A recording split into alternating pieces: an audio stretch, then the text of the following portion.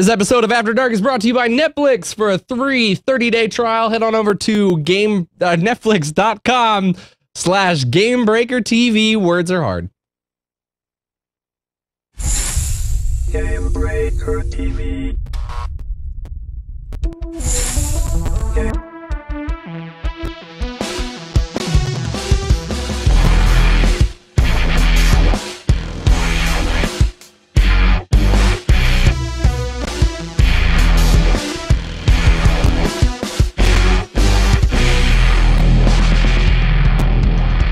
Hello, everybody, and welcome to After Dark, the live call-in show where you guys make the show happen.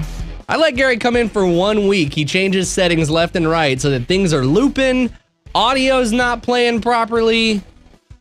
Clearly, I can't get sick, or the world is just going to come to an end. Joining me like he does every week, we know you love him, so we brought him back for the 28th episode. For the 28th time, Mr. Josh Allen, aka Lore. Hello. How's it going? Good. I'm not sick.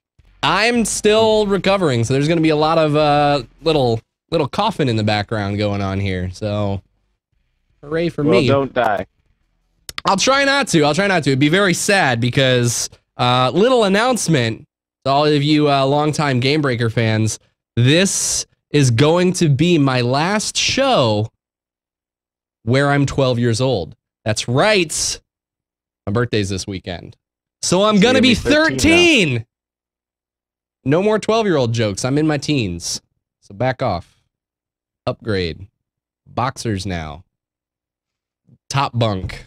Other really cool rites of I can go to PG-13 movies now. Good. You can finally go see Titanic or something. So take that. Let's jump right into it. We got someone waiting on the line. Callers. You know what? I always kind of bring questions out to you time. This time, I want to know what you guys are getting me for my birthday. That's going to be the question I want to know on every single caller. So caller, tell us your name, tell us where you're from, and what are you going to get me for my birthday? Hi, Mike. Hi, Laura. How's it going? It's going great.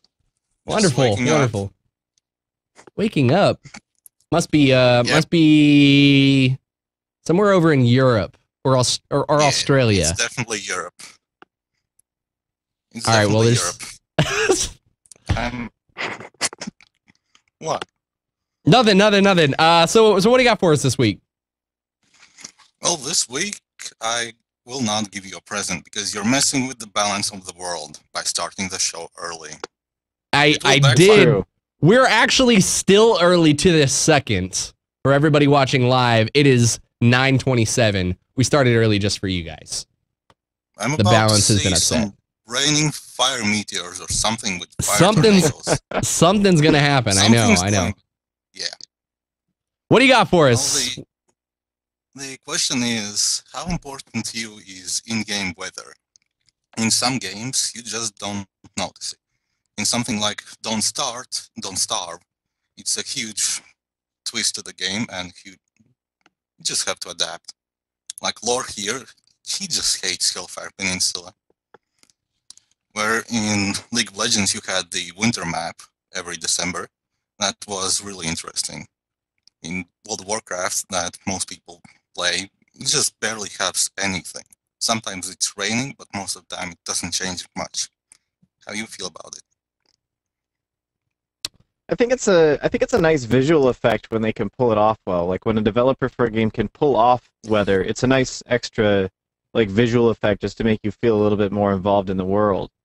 Tomb Raider, which is a game that I just played through very recently here, the weather is like extreme, like it's very much in your face, and it makes a whole lot of the atmosphere of especially some of the earlier levels. Everything just feels a lot more like everything is worse than it could be, just because there's all that weather going on. And in some games, like I believe Don't Starve does this. I think that's what you were referencing.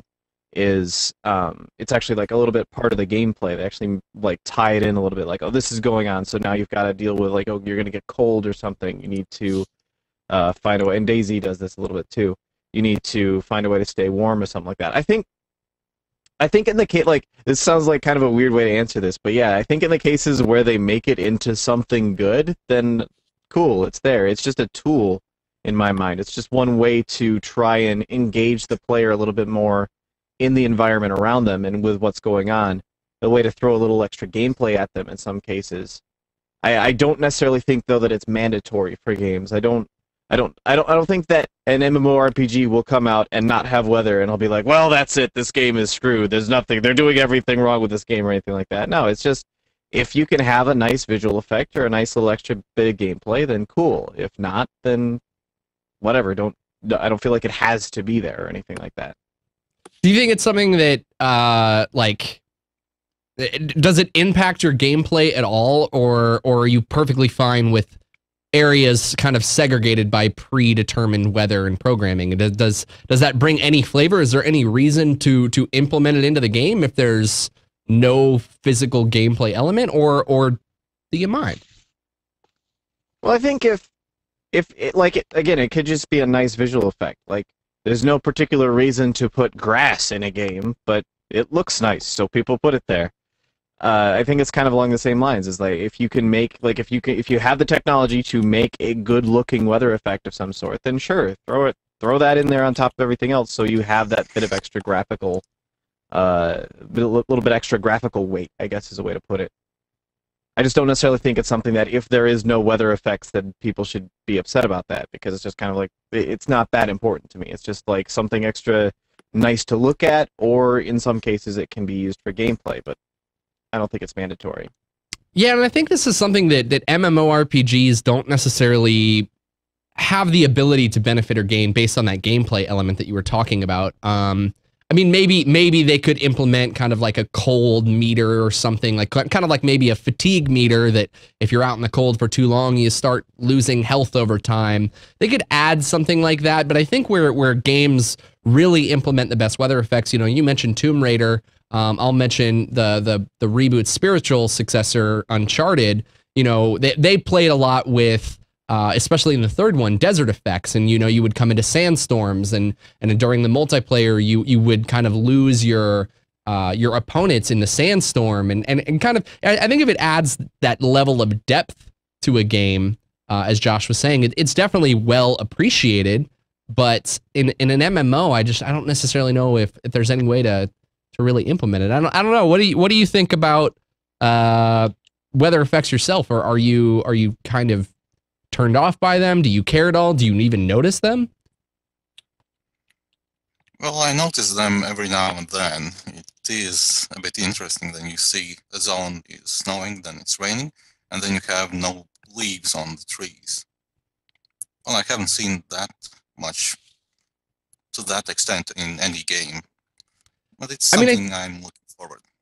I think there's something to be said, at least for the developer, especially in an ever existing world like an MMO. You know, I remember when I first started playing, and it first dawned on me that there were day and night cycles when I was first leveling through Arathi Highlands in World of Warcraft, because there were specific monsters that you had to kill for a quest that would only come out at night, and I didn't really realized that, and it kind of actually caused a little bit of an issue for me, because I was sitting here running around this area being like, where are these monsters? This was before, you know, quests told you the specific area that you were supposed to go and dotted it on the map, and all it said was just head to the west, and I'm sure I skimmed over the part that said in the evening. But I think that there's something to be said for the user experience, that if it's negatively impacted by it, where they just maybe don't understand what's going on, there's definitely that element that I think can be somewhat of a hindrance. I don't know, Josh, do you agree?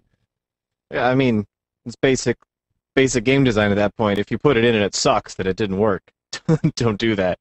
Don't do things that suck. But yeah, there's certainly cases in which stuff like that happens, where you have maybe things aren't completely apparent to the user, or maybe it ends up being more frustrating than anything else. That certainly happens a lot. I think it's just a matter of striking that right balance between having something that impedes the player but makes them think more, and so you're like, okay, this is just an extra bit of challenge for me to overcome, versus, okay, this would be so much easier if it wasn't for these stupid weather effects. I think It's just something that has to be, like, they just have to hit the right balance when they actually create it. All right, let's throw it out to a Twitter question and keep this show moving. Thank you. Gosh, I wish I had your name over there on Skype, but I didn't. But thank you so much for calling in and answering or asking us your question.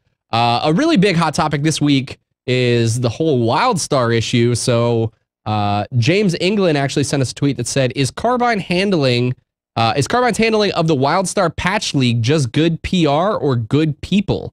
Will this encourage them to release more deets? For those of you who maybe don't know, just a quick catch up. Basically, the closed beta for Wildstar came out. NDAs were signed, NDAs were breached, and a lot of information went out there. So what Wildstar did to counter this was basically came out and just released the patch notes for everybody to read themselves instead of, you know, maybe getting something misconstrued. And I think that's the real key here, Josh, is that, you know, it's better to get the words from the developers themselves where their patch notes, you know, you can read exactly what's being done versus hearing something through secondhand experience or secondhand knowledge or video or whatever the case may be. It's a great way to kind of take the bull by the horns and say, okay, this information's out there, but we're going to sit down and clarify and say, this is how it is. Don't freak out. Don't overreact. Maybe don't be underwhelmed or overwhelmed. This is how it is. Decide for yourself. Yeah, so in this case, there's two major things that happen here. The first is, like you were saying, after the patch notes were leaked, they went out and posted them themselves, and then also Jeremy Gaffney was answering a whole lot of questions on Wildstar Central related to them, just basically saying, okay, well, these patch notes are out there now. We don't want anybody to freak out about some of the things that are in here. Like, there's some references towards things like auto attack in there. We don't want anybody to freak out about that, so he went in there and he started answering questions related to it. The other important thing to think about here, I don't actually know if you can still see me or not. My computer just freaked out, and now I can't see you, but cool. Okay, good. I don't know why this is happening, but all right, we're going to keep going. The other important thing that happened here, I really have no idea why this just happened, is, where was I going with? Oh, in terms of fan site operation, it's really, really super frustrating as a fan site operator to get into a situation, okay, where like something has been leaked, and everybody who is not playing by the rules, now they're getting all the traffic. And you sit there as a fan site operator and you say, okay, well, I don't want to piss off the developers. I don't want to talk about this leaked information that we're not supposed to talk about. But at the same time, in doing so, I lose a ton of my traffic to another website. That's something that's happened a lot in the past in the World of Warcraft fan site scene. It's always really, really frustrating when it happens, and thankfully Blizzard has gotten a lot more open about dealing with that sort of thing themselves. In this case, I think what Wildstar has done, what the Wildstar team has done, is absolutely, it's just very classy. They're basically saying, listen, we don't want our official fan sites to suffer because somebody leaked something, and so now all the traffic's going to go to some other site that's willing to actually talk about this. The fact that they were willing to step back and say, no, we're gonna go ahead, we're gonna talk about this stuff ourselves, so that way all the official fan sites are then able to discuss it themselves as well. And we don't sort of direct the fan base, because the fans are going to go wherever the information is. We're not then directing the fan base towards sites that are willing to breach NDAs and stuff like that. Is this something that you think that a lot more developers are going to kind of take? I mean, I saw some people say in chat, you know, NDAs are jokes now. And that's possibly because closed betas are going out to people who maybe they shouldn't, based on the way that kind of the gaming and beta market is going. But do you think this is something that other developers will start kind of embracing and taking on to, as I said before, take the bull by the horns and keep charge and keep power in their hands versus letting it kind of spin out of control? I don't see this becoming widespread, unfortunately. It's something that was very surprising when the Wildstar team did it. And they're a team that, like, part of the original question that I don't have any sort of information on, like, I have two black monitors right next to me right now. The only monitor that's running is apparently the TV behind me. But part of the original question that was asked was, is it good PR or is it them just being good guys? Wildstar's whole thing is they want to just be good guys and get good PR as a result of that. The two things are related. By being a very open and I guess, nice bunch of developers. They then get good PR as a result. They make a much more dedicated community they foster a much more dedicated community. So that's awesome. I don't necessarily see this becoming widespread, though. First of all, a whole lot of publishers are just really, really tight and strict about NDAs like that. A whole lot of it's just for a legacy purpose, like just for the fact that it's how it is. Lots of people are like that already. It's going to take a long time for that sort of thing to change. I do think that more and more companies should start really looking at whether or not NDAs are important or not. But there are very real reasons to still have them in place, along the lines of like, okay, what if, for example, in this NDA, or excuse me, in these patch notes, there was some awesome new feature that got added that they were like, okay, we're going to try out this feature, and then it didn't work. But since it got leaked and it came out in since the NDA, or if there was no NDA in place, for example, this feature was out there and people knew that they were working on it. Like what if they put something in like guild housing or something like that? We already know that they've got player housing. What if there was something like, we're trying out guild housing in this build, and that didn't work out and they had to cut it? That would be very, very disappointing to a whole lot of players, to the extent that they may no longer be interested in Wildstar at that point. They're like, oh, this feature I really wanted was cut, so this game sucks now, I don't want to play it. Even if they would have been interested in it otherwise. I don't know, I do think that there's still a very real reason to have NDAs in place for a lot of people. I don't necessarily think that we're getting to the point where you can just straight up say, no more NDAs for anybody. There's certainly developers that can afford to do that. Not everyone can. And I don't really see... In fact, I would be surprised if Wildstar makes a habit out of constantly putting out their own, closed beta test patch notes every time somebody leaks anything. I would be very surprised if they even make a habit out of that. I suspect this is more of a one-time damage thing control. Where they say, yeah, they just said, well, something bad happened. Let's deal with it as best we can. All right, well, let's take a minute and open the lines back up and keep this show rolling. Caller on the line with Gamebreaker After Dark. Tell us your name, tell us where you're from, tell us your question, and what are you getting me for my birthday? Hey, so it's Adrian from Montreal, Canada. How's it going, Hey, Adrian. guys? Good. How are you? Yeah. Josh is just Not like, bad. I'm done. Josh is mad at you and said he's leaving. So I guess it's just Fine. you and me, Adrian. That's fine. Fix No, my screen, man. no, it's fine. Whatever. Just you go be you. It's okay, I don't care. Doesn't matter. What's up, Adrian? What's your question? Oh, well, first, what I get you for your birthday is a Master Sword and Highland Shield replica. That needs to go above my bookshelf. And I literally just thought about that last night. I was like, you know what? There is perfect amount of room above my bookshelf to put a Hylian, or the Master Sword across the bookshelf. I don't know where I'd put the Hylian Shield, but that sure needs to happen. You, sir, know me well and are now my best friend. I knew you'd like that. So, yeah, my question is, I live in Montreal. So I know a person who got laid off from the EA Montreal. And so my question is, how do the layoffs relate to EA's new initiative of streamlining their operations? Nice lore. Josh, did you hear that? I caught the very end of it. I was still in the process of fixing my stuff and also taking a drink. Yeah, I mean, it's just Adrian knew someone who was a part of the layoffs in EA's Montreal sect of it. So he's asking, what do we think the layoffs have to do with them trying to streamline their processes, right, Adrian? Yeah. Well, I mean, when we're talking about layoffs, streamline their processes pretty much always means spend less money.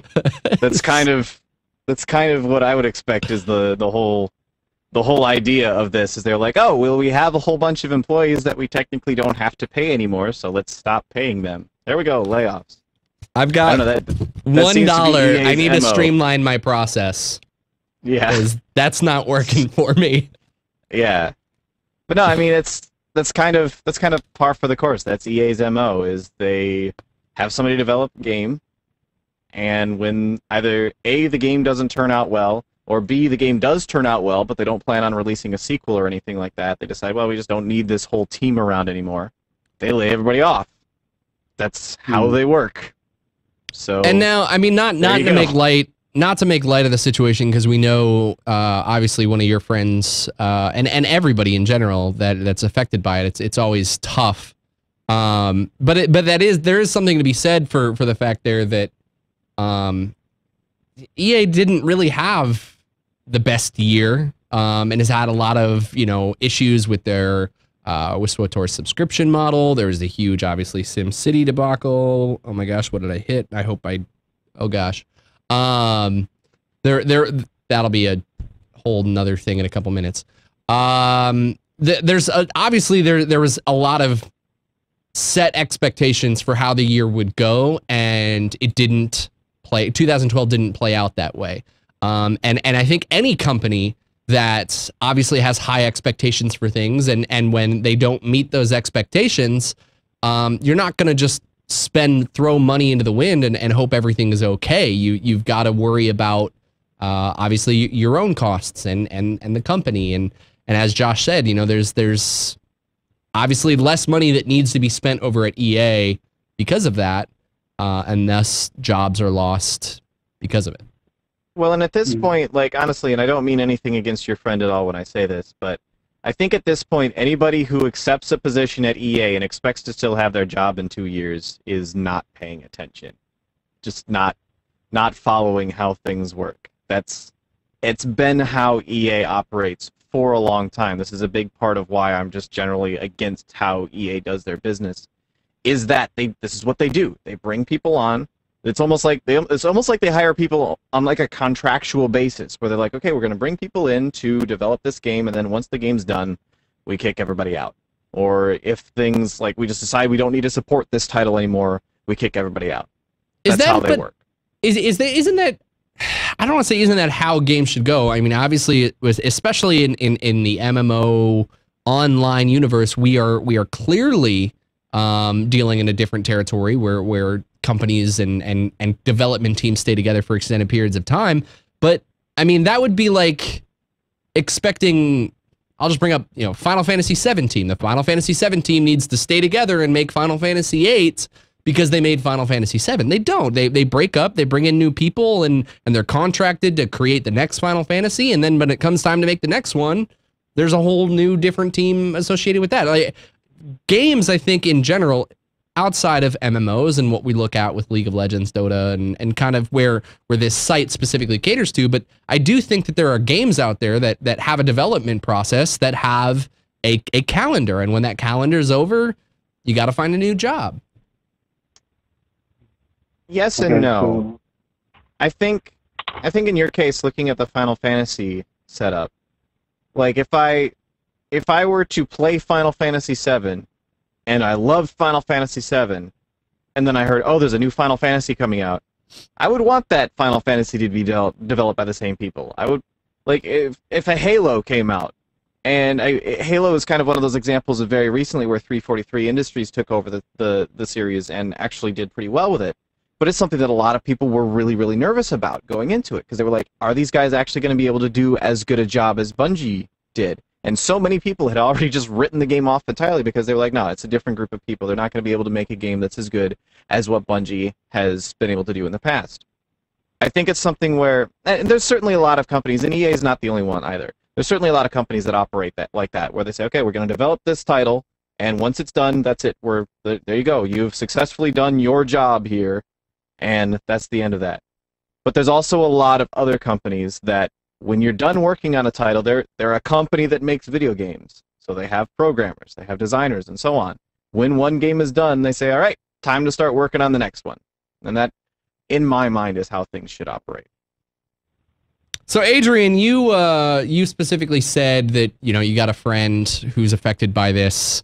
From your perspective, how do you see this? What are your concerns, knowing where this, maybe this person has a little bit of inside information that we're not even spouting out? What do you think? Well, first, I'll think he'll live. He'll find something else. Well, what I think about it is just like what you said is like, right, when game is done and they don't need a development team, they move on to new people. But I just found it really odd when like over half of the staff is like gone. That's what That's what made it a little awkward, a little weird. Yeah, I think obviously half the staff getting nixed is got to be a product of the way that 2012 went for EA. Just with all the debacles that we ran into, set expectations. I don't know if they ended up actually giving refunds for SimCity, but I'm sure they didn't intend. They ended up giving out like free copies of other Origin games or something like that. Right. Which a lot of people didn't want. So yeah. It's obviously it's a really tough situation, but I think it's just the way that it goes. And like, well, and the thing is, like someone was mentioning in chat just a second ago, I can't read his name because it's in lime green, so you could maybe consider changing that. But like someone was saying in chat a second ago. Jahalman Joy. Yeah, my eyes stop working when I even look at that.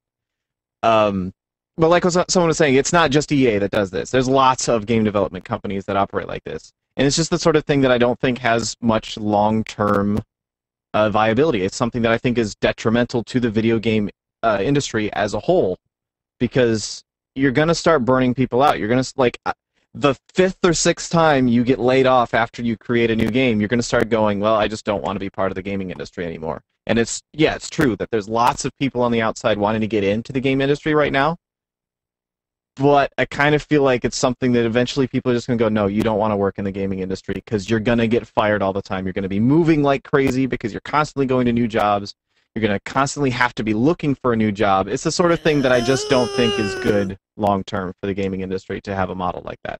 I can't say that's true, though, because out here in LA, and granted, I know not everybody understands or gets the industry that works out here in LA, and I understand that the gaming industry isn't the film industry, but 90 to 95%, there's some good stable jobs, but the world that works out here is a freelance world. You have a job for a week, a month, 2 months, 4 months. You're on a film for 6 months, and then the job is over. And then you go to another job, and you just basically keep your work steady through connections, and then the mass amounts of money that you make on set or don't make on set will hopefully get you through until the next job. That's the way that it works out here. And this is clearly a thriving industry out here. So I don't think it's necessarily bad for a way for an industry to work. For that comparison, though, it's a thriving industry that's mostly centralized around the LA area. Like, true. When we're looking at video game design right now, there certainly are hot spots, and there actually are a lot of developers in the LA area as well. But we're talking about like EA Montreal. That's a bit of a drive from LA. Like, there's game companies in Chicago. There's game companies in Colorado. They're all over the place right now. I kind of feel like that's the sort of infrastructure that can work if, when you look for your next job, you don't also have to uproot your family and go to an entire new place. That's true. That's very true. But that's also why the families in the film industry don't exist. All right, let's reopen the lines. True. They don't exist. All right, let's open the lines and keep this show moving. Get back on the topic of video games. Callers, you're on the line with Gamebreaker After Dark. Tell us your name. Tell us where you're from. Tell us your question. Oh, hello there. I'm Daniel. Actually, a daughter Paisano again, from like 5 or 6 weeks ago. Hey, Dan. Can I call you Dan? Hello. Can we be buds like that? Yeah, you can. And well, first off, the thing I would get you for your birthday. Yes, I like how this is rolling. Because I'm an undergrad chemistry student, would be a violet dress, because the complementary color to yellow. Violet. All right. Well, if it truly is a compliment, I think there actually even was some purplish, maybe violet in that dress for the flowers, for the floral patterns. And we might be able to go for violet, but I think you might get the Gamebreaker community mad because it's supposed to be yellow. Well, they'll live. Well, what do you got for us, Dan? The question is a bit of a weird one this week, and it's about your PCs. Anything that first off, obviously you built it yourself, but was there any part which gave you trouble? I don't know. Is there any turning on part? Any part of pardon? The turning on part? Or does it have any component which is of sentimental value. Maybe you have your first hard drive in there somewhere, or and well, what's its name? Oh gosh. All right, Josh, you taking this, or I can go if you need to think about this. I can already go. I don't completely understand the question, so go. I'll figure it out. All right. So the problems that I've run into, you know, honestly, the PC that I have right now does have a little bit of sentimental value to me. It was the first PC that I ever built myself. No one piece in there, I think, is actually any more special than the other. But there to me the cool part about this is there's actually a story around it. Sidix, I don't know if he's in chat. He hangs out in my live stream when I do live stream. And was a follower of mine since Mahalo days. He actually sent me one of his older rigs. It had all the pieces in it and basically gave me something to start with. So it started as like this core piece that he sent me, and I slowly started replacing bits and pieces of the processor and video card. And now everything in there has been completely rehauled and upgraded. But I think that the happiest thing is I remember I went to go get a new processor. And my friend Hector and I were building it and had so many problems. But the part that I'm most pleased with is my motherboard. And if anybody's out there getting a PC, I urge you to find a motherboard that's smart enough to have LED indicators through the boot process. Because I've messed with two now. I built a second computer since then for work. And my PC, as it goes through the boot process, will give me little red indicator lights of the processor, the RAM, the video card, and let me know where the problem runs into. So if anybody's thinking about building a PC, and especially if it's your first time, get a motherboard that has those indicators. It vastly helps with the process of figuring out where things are going wrong. Just because oh man, that was such a headache.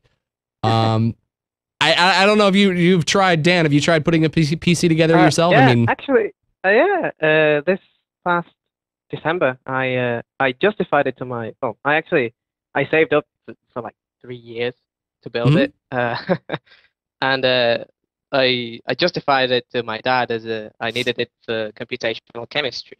Because, I want to be a theorist. But anyway, well, to me, I just built it for video gaming. I had a friend in high school. There was a game called Gunbound, which was essentially just like a tank shooter game. You could move and stuff, but it was basically a tank. You know, set your cannon, set the power, and fire for your turn. Oh. And he justified it. He justified it to his dad. His dad was like, "What are you doing?" You know, like because he was really hardcore. He was from an Indian family, so his dad didn't like him playing video games a lot. It's not meant to be racist. That's just fact. And he actually told his dad that it was a class assignment for physics, and he was able to play the game because it was a physics game, and that's how he was able to play that. It's amazing. Yeah. Yeah. Well, I actually it was kind of surprisingly easy. The thing which gave me, headaches it actually took longer to put that piece together. Well, it took longer than any other individual bit, and it was the CPU cooler.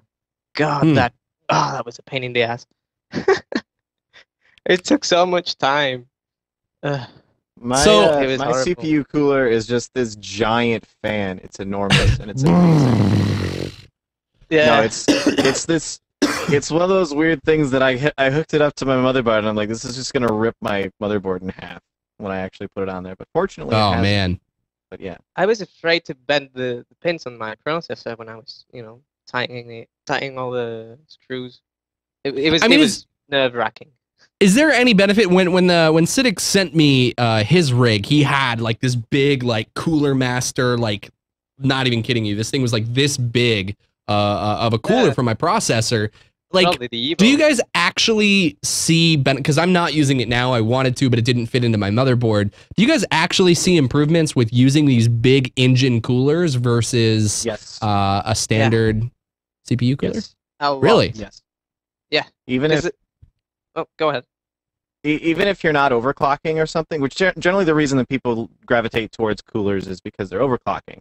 But even if you aren't, it makes the system so much more stable if you're putting it under a heavy load. Like I do a lot of streaming, I do a lot of video editing. And when I'm like in my old rig, it would overheat all the time. I wasn't overclocking it or anything. It would just overheat because doing all of that stuff generates so much heat that it would get to the point where it's like, all right, well, it's just time for me to shut down now. But having a much bigger cooler in there is actually it does a very help, and it works in a really amazing way. So if I'm not necessarily, and I was actually considering overclocking, but currently I'm not. If I'm not overclocking at the moment and I'm not running into issues, Josh, I do a lot of the similar things: video editing, high intensity 3D graphics work, you know, gaming, everything, and all this stuff. But I'm not crashing. My computer isn't shutting down on me. Is something like a big cooling unit something that I should think about investing into, or should I just kind of wait it out? If you're not having problems, then you're not having problems. But they're also like $20. So yeah, it was true. They're really good. So real quick before I throw this, I don't know, Josh, if you have anything to add about building faux pas when you were trying to put together your PC. But I once spent 4 hours trying to figure out why a PC wouldn't boot up, and it was because the RAM wasn't in quite far enough. Those are the best. Nice. That's where that little RAM LED light would really help out to know that it's with your RAM, not your processor. Or not being retarded would also have worked. I've actually, and as for name, I've got names for everything. I name them after all my Apple iPhone products are named after my dogs growing up. So I think this is like Sadie 6, because this is the 6th iPod iPhone that I've had. But my computer is named Red 13 for obvious reasons. Josh, have you gone in and named your PC at all? And maybe not like this is your pet name where you stroke it and say it's okay, Vanessa. But what's your name like in the actual system? The name of my current computer is Executor. Executor. Entaro Adun. Executor. It's brilliant. What about you? Before we let you go, what about Me? Yes. Well, it's called Phlogiston. It's actually the older name because I'm a chemist, so I'm kind of a nerd for this. It's the old name for the component which made things burst into flames, which is now called oxygen. So yeah, that's a bit of history. Well, guys, I mean, this seems like a great point to if any of you viewers out there have any really cool stories or computer gadget names, leave it in the comments below, and I'd love to say I'd give away something the coolest name, but honestly, I've got nothing to give away. Gary keeps everything locked up. You can have a flashlight. You can't really have a flashlight. Gary uses this. Thank you so much for your call. We're going to keep moving, but we really appreciate it. And feel free to call back again. All right, let's move on to a Twitter question. Matthew Woody wants to know, why do publishers take credit for games they didn't create? Example, Dishonored, which was Arkane Studios, but being called a Bethesda game. Josh, what do you think? Because they publish it? They front all the money for it? Does that make it their game? They're the publisher, but I think what he's kind of saying here is that Bethesda is assumingly getting credits for creating Dishonored when it was really Arkane Studios the ones who actually developed it. Can it really be considered a Bethesda game at that point? Yes. You think Bethesda, you think Elder Scrolls. That's true. When I think who made this, I think who fronted the cash for it. I mean, that's just how it works. That's how the publishing game has always gone, and not just in the gaming industry. I don't know why that was a hard sentence to get out. Not just in the gaming industry either. It's just kind of how publishing has always worked. Like you don't look at a movie and say, oh well, this was created by Industrial Light and Magic. No, you look at it and you say this is Lucasfilm. You don't look at, I guess in like a musical artist, you look and say, well, this is this particular band or something, but you always know what record label they're assigned to. It's just literally like, and it's not like they don't give the developers credit. It's not like Arkane Studios is just like nobody knows who that is in relation to this. It's still there when you load up the game. It's still on the box and everything. It's just called a Bethesda title because they're the publisher and they're the one distributing it. And I think that that's to an extent. I see where you're going, but using the film example, you know, I know these aren't necessarily anything that are married together, but that would be like saying, we're just going to say Steven Spielberg directed Indiana Jones and it was distributed by Lionsgate, because those are the first things that popped in my head. I mean, that would be like saying Lionsgate created Indiana Jones. And even though I don't even think Lionsgate in that film example is the one who are fronting the money, they're just in terms of the distribution. They're just the people on the back end who are coming up with the distribution plan, let alone the fact that as the viewer, we acknowledge Steven Spielberg, the director, as the creator. So Steven Spielberg is to, you know, Arkane Studios as Lionsgate is to Bethesda. I guess I'm kind of not seeing the issue here because I never really look at the publisher as the developer. Maybe I'm just a little bit too aware of how things work, but I would not look at this title and say, well, that was made by Bethesda. I would not look at Halo and say it was made by Microsoft. I understand that the developer made the game and the publisher publishes it. So sure, it's going to say Bethesda on the box, but I'm still going to know that Bethesda didn't make it. I'm going to know that it was created by Arkane Studios. That's just I'm almost feeling a little bit of a straw man argument here. Like, this kind of just doesn't seem to actually be that big of a deal. I don't know.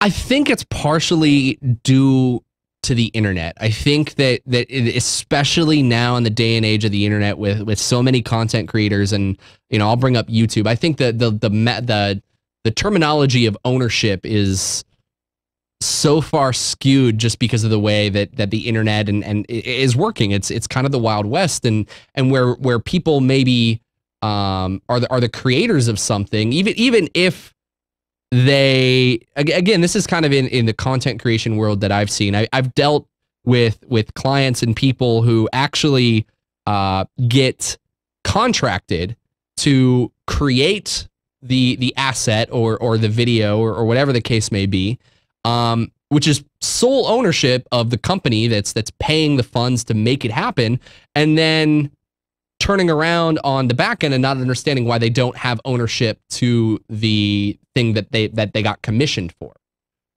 essentially. And I know that's kind of a little bit different because you're working with creative commission for you know, larger videos or whatever the case may be. But I think that's just because of we're in this age of the internet where people kind of identify sole ownership to the creator.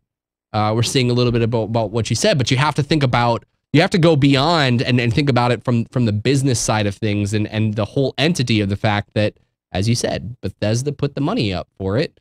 So yeah.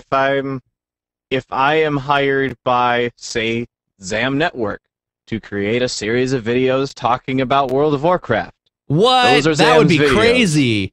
I know, right? Those are Zam's videos. I made them, sure. They belong to Zam. Same deal. Same exact deal.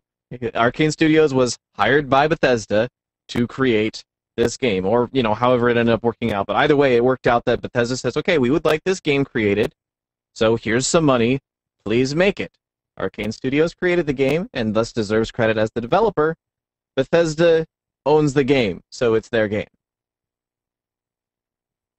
All right. Yep, there you go. Moving on, let's get it back on track with callers. Caller, you're on the line with Gamebreaker After Dark. Tell us your name, tell us where you're from, tell us your question. Hello, guys, and happy birthday, Chapnet. Thanks, Eduardo. Hello. Wait, I didn't even realize it was you. Wait, everybody, it's Eduardo's Corner for a free Netflix trial. Head on over to netflix.com/GamebreakerTV. All right, here's your intro song. Yeah. Okay. Well, I have a birthday present for you. You're prepared. Yes. Well, I wasn't prepared, so I have Is to it a use question? the presentfinder.com. Oh, okay. All right. Yes, and I found well, it's an excellent product. It's got a 98 customer satisfaction rate, and it's the fart extinguisher. Yes. That would be, you know, It's very smelly with Gary in this office all day. It would be great to have something like that. Plus Sophie, you add Sophie to the mix and it's game over. It is that's a wonderful gift, Eduardo. I'll be awaiting that package. It's awesome. It's like I bet you'll be awaiting Eduardo's package. All right, sorry, continue. A portable device that discharges a fresh, clean fragrance, extinguishing the foul smell of a fart. So it makes fart smells. It's an extinguisher. Smell. Oh, it extinguishes. Yeah. Okay, good. Okay. Directions for use. Number 1. Sorry, I got distracted thinking about Eduardo's package. Hold up right. 3. Stand at a safe distance. 4. Aim at the center of the fart. 5. Squeeze lever, sweeping side to side until fart is under control. It's very simple to use. Wow, wait. This is like... Look at that. Fart extinguisher. Bam. There you guys go. Everyone needs one. I like how it has the label on the side. So you know you need to build like a red glass box in every door by like the exit or whatever that is just a gag, like fart extinguisher. Like there's a massive fire and someone goes and grabs the fart extinguisher and then gets really, really mad because their house burns down. Because their house burns down. All right, Eduardo, what do you got for us this week? Okay, what does a game need to be scary? Because I'm playing Slender: The Arrival, the new version. I'm glad you brought that up. And it's awesome. It's really freaking scary. And it's not because it has like good graphics. Well, it has a good graphic design, but it's not running on a super powerful engine. It has good sound, good ambience, music. But I think the most important thing is the sense of vulnerability. Because you can't really fight back at Slenderman.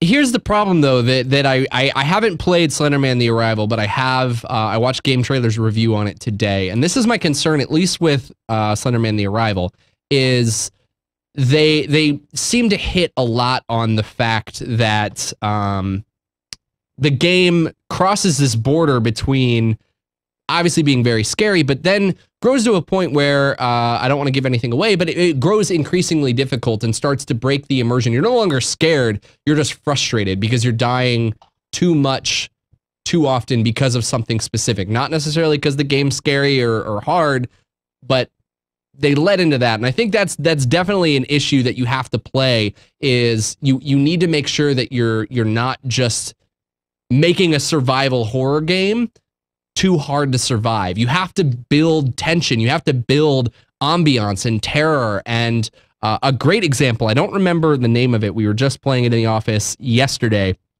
It's the game that has like 68 or like 87 stairs. And the whole thing of the game is you start off on floor 1, you go down, it's an endless staircase.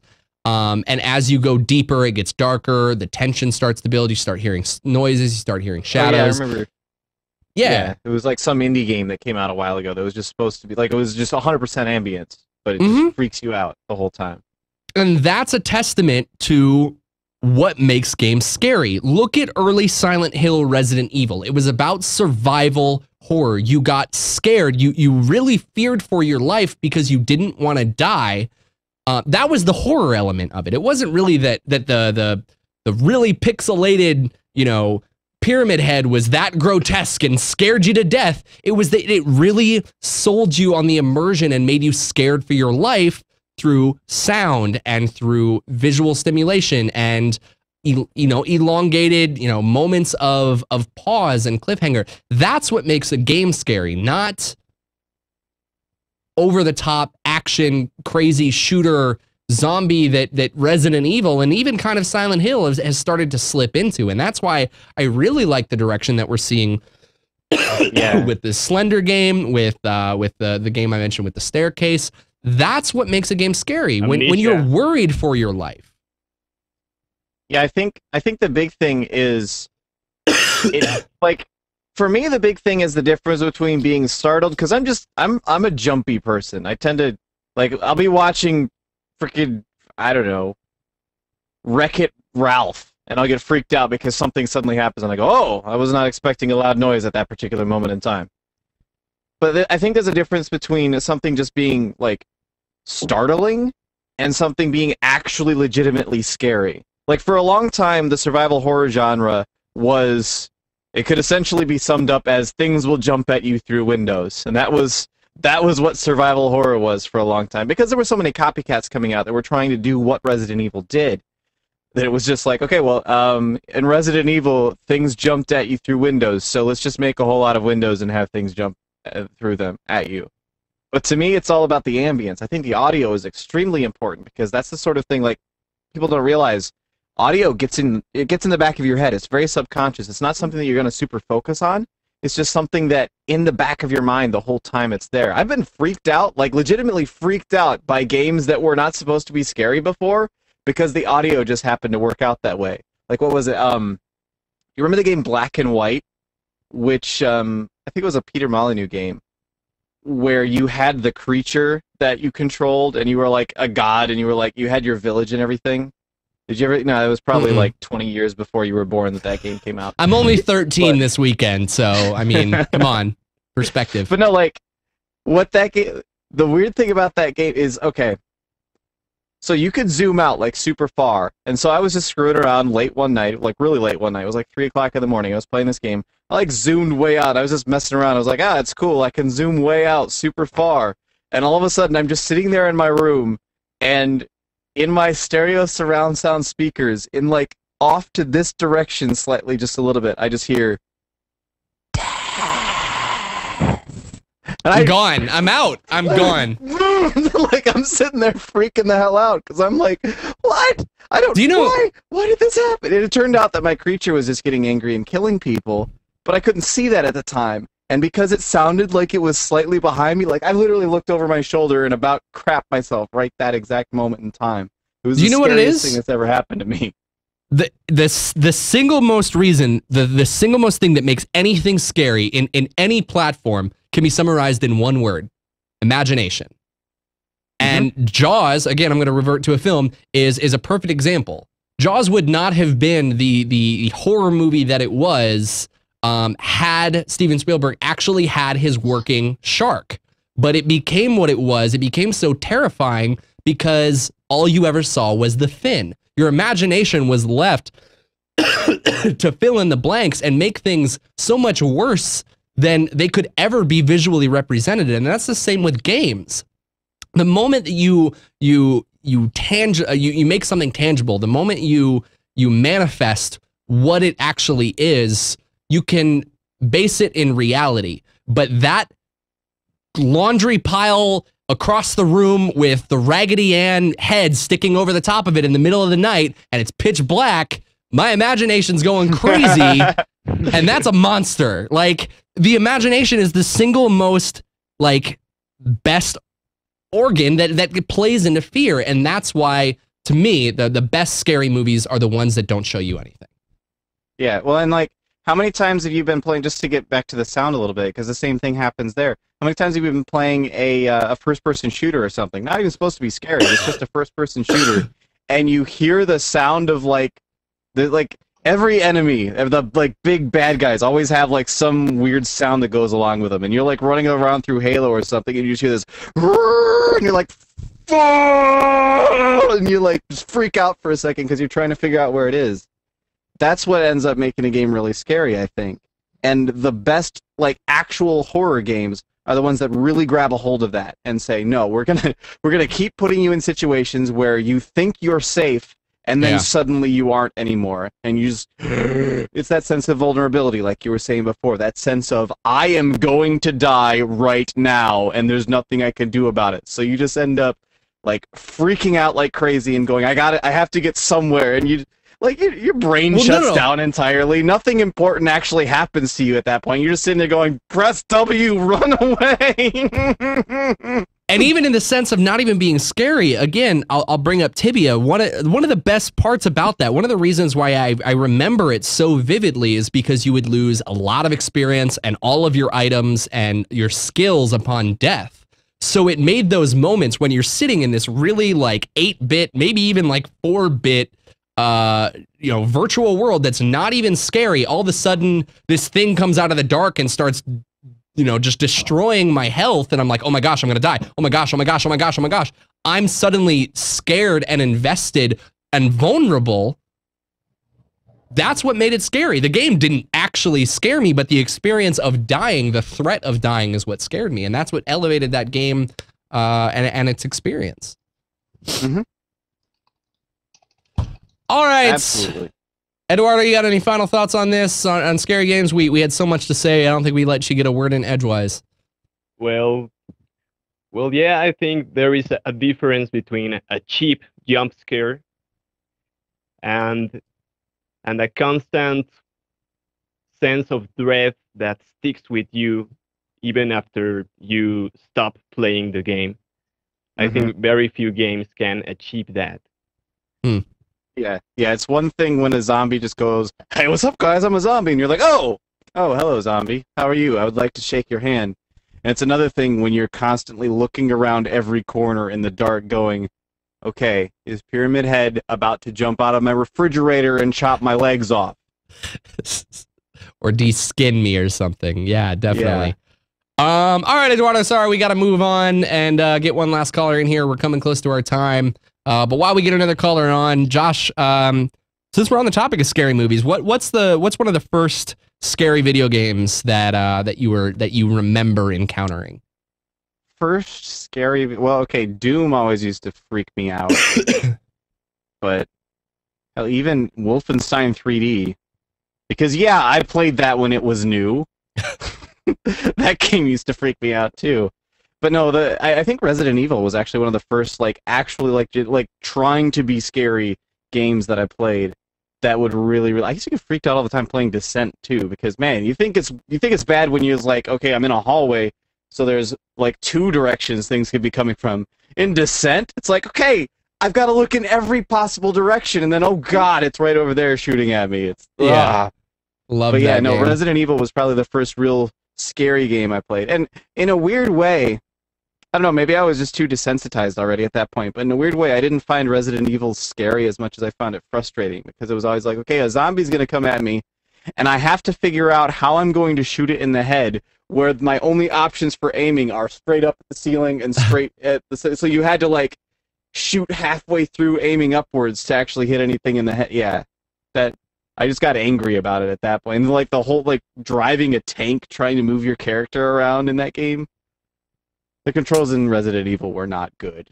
All right, guys.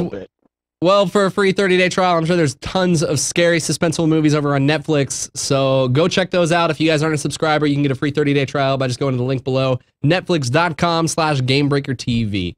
All right, final caller here we got for the evening. Let's open up the lines one more time and see what we got. Caller, you're on the line with Gamebreaker After Dark. Tell us your name. Tell us where you're from. Tell us your question. Hey, this is Squishy, and I'm from Ontario, Canada. Nerd. Dang. Called it. Okay. What up, Squishy? Not much. So, what do you got for us? For your birthday, you get a $1 increase in your allowance. Yes. Good, because I'm turning 14. I need more 13. I need more responsibilities. Can I mow the lawn now?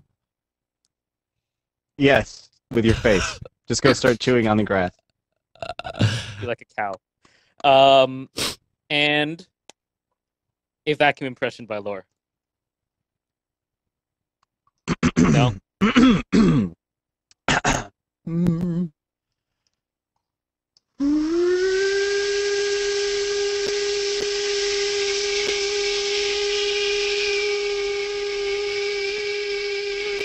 There. Shift gears. No, you got to shift gears or something. Come on. Like I put it all the way to the carpet. And now I'm sucking up carpet, and it looks like it's got less suction now. Okay. Here. Because you ran over the cat. Wonderful. What a great birthday gift. All right. So, my question is about LFR. So, it's been a great addition to WoW overall, but it's been kind of very controversial throughout the community. You know, some people say it's a place to see content, while others say it's kind of a place to teach players how to raid. And also, LFR is not really tuned to be for the normal or heroic modes, but they feel incentivized because of trinkets, tier sets, and previously the legendary question, which they've taken out, which is good in my opinion. So what role do you think LFR actually falls into? And what are your thoughts on revisiting the idea of it sharing a lockout with normal and heroic, or just making it something like LFR tier sets that are not compatible with the other two difficulties?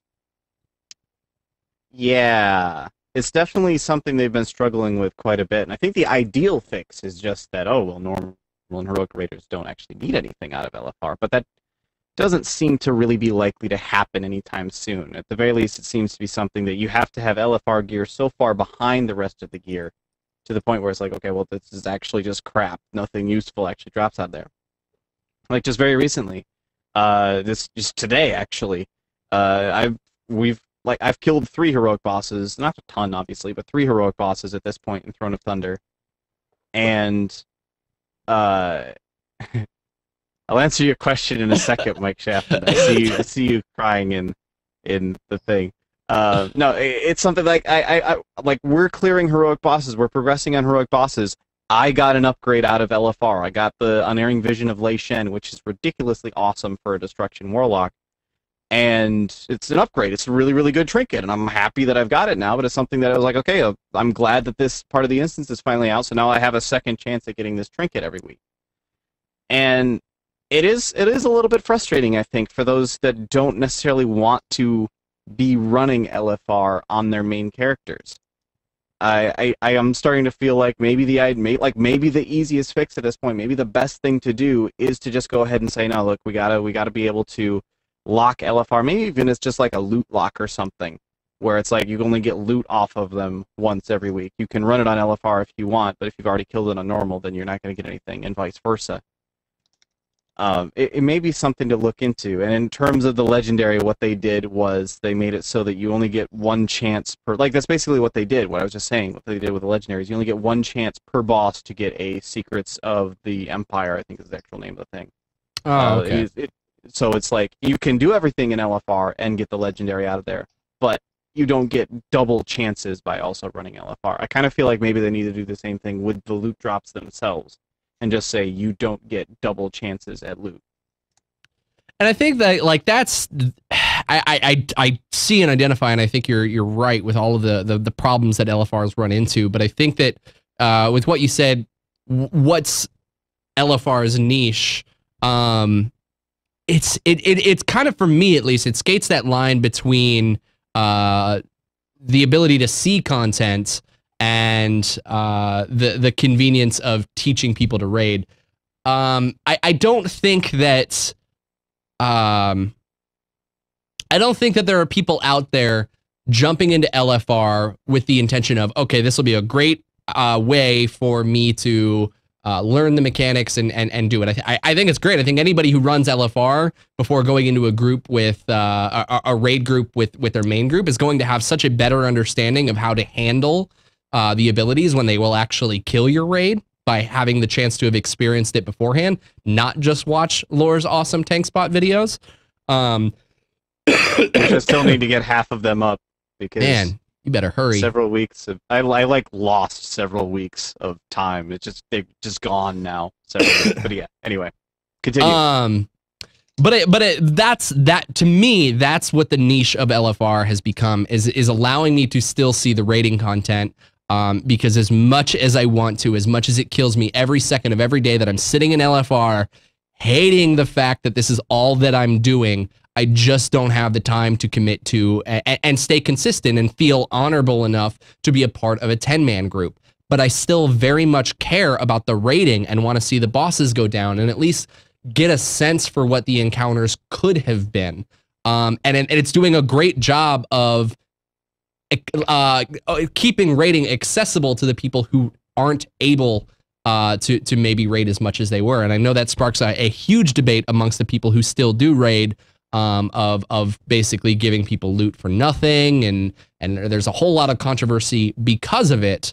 But I do see that there, and I think that, you know, they've said it multiple times when they launched LFR, Josh, was that there's more people raiding now than there ever has been, and they create the content for people to see.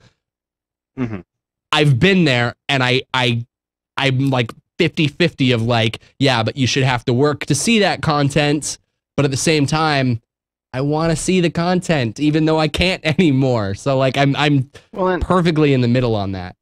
And the important thing to always remember about an MMORPG is that the major driving factor, at least behind an MMORPG that's set up with the World of Warcraft sort of paradigm, is that a major driving factor is making your character better. Like, the point is to progress, and you get stronger, and you get stronger, and you get stronger. You have a character that you're sort of working on. It's almost like a hobby in that sense of, I'm just going to continue to tinker at this character so that it becomes stronger and better as time goes on. And what LFR does is give a very raid-style sort of progression, not exactly like raiding, but a very raid-style sort of progression to the extreme casual player, which is the vast majority of World of Warcraft players. So I have a line that I say from time to time that nobody ever really likes to hear, but hardcore players don't matter in the grand scheme of things. In the ultimate overall arcing goal of World of Warcraft, which is to be an extremely successful MMORPG and make a lot of money, hardcore players don't really fit in there super well, because there's very, very few of us compared to everybody else. So it's important that the content that World of Warcraft is putting out, that the developers are putting out for the hardcore players, is something that can be created in a way that can also be content for the casual player. And that's pretty much what LFR accomplishes, is, in a way, it saves raiding entirely. It saves hardcore raiding from, like, potentially not even existing anymore. Wasn't there 1%? Wasn't there 1% of the player base that actually got to see Black Temple when it was relevant? Yes, it was very, very, very, very, very small number of people. There were literally like 4 paladins that were doing Black Temple when I was doing it.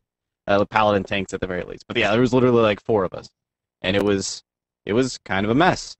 And Sunwell was kind of the same way, where just not a whole lot of people even got to see it. Naxxramas was another one that very famously very few people ever even got a chance to actually see.